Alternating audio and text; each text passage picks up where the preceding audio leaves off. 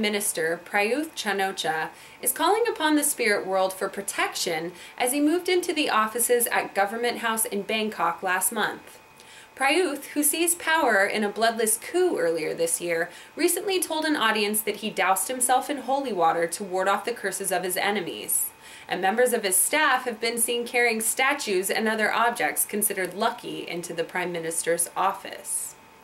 Many Thai politicians and people believe in spiritualism and divination, but Prime Minister Prayuth has gone so far as to time his move so as to match the clocks with certain lucky numbers. His cabinet began work at 9 o'clock on the 9th of September because the Thai words for 9 and to progress sound similar. The Prime Minister's office has also been furnished and decorated in accordance with the principles of feng shui. The orientation of his desk, the color of the paint, and the ceremonial placement of statues of the Buddha have been specifically selected. The Prime Minister hopes to destroy any possible black magic left behind in the building by Prayuth's deposed predecessor. Prime Minister Prayuth's critics have raised concerns that the new administration may end up obeying the will of the spirits rather than the law of the land. But an army deputy spokesman assured Reuters that the former general's rituals are unlikely to influence government policy, saying, "His policies will be determined by urgency, practicality, and the needs of the people." Ennahda, the main Islamist party in Tunisia, has announced that it will not submit a candidate in that country's November presidential election. Spokesman Zaid Ladari told Reuters that the party instead offers to support a consensus candidate in the interest of Tunisian unity, but did not mention any names.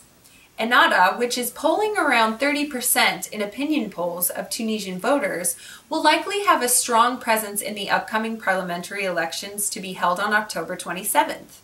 The party initially came to power in Tunisia after the overthrow of Zine El Abidine Ben Ali in the Arab Spring revolutions of 2011. When two secular opposition leaders were killed by Islamist militants, Ennahda relinquished government authority to a nonpartisan interim government in order to avoid sparking further conflict.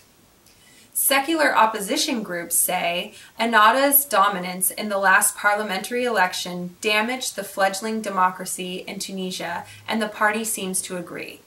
Spokesman Ladari said, "We want to send a positive message to the Tunisian people and politicians. We do not want to dominate all contests, especially since Ennahda will feature strongly in the parliamentary election next month."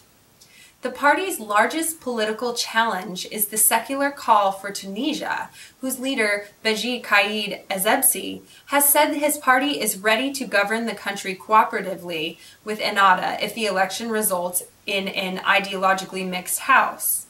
Ennahda hopes their decision not to run a presidential candidate will be interpreted as a sign of the party's commitment to Tunisian democracy and cooperative government. Churchgoers in general always get hit with pleas for money, but congregants at a Chicago church got a big surprise last month when they each received a check for $500 with instructions to go out and do something good with it. In an unusual act of charity by any church across the world, the registered congregation of LaSalle Street Church, which is a non-denominational church on the Chicago's North Side, received the checks with these instructions. One congregant said, "I was just in disbelief. The enormity of the responsibility of it has begun to sink in." The money was the result of a real estate windfall because in the 1970s, LaSalle Street and 3 other local churches in Chicago had helped support a multi-ethnic, multi-income housing development.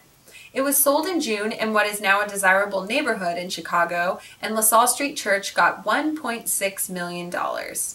Senior pastor Laura Truax and church elders decided to take 1/10 of the money and give it to over 320 registered members.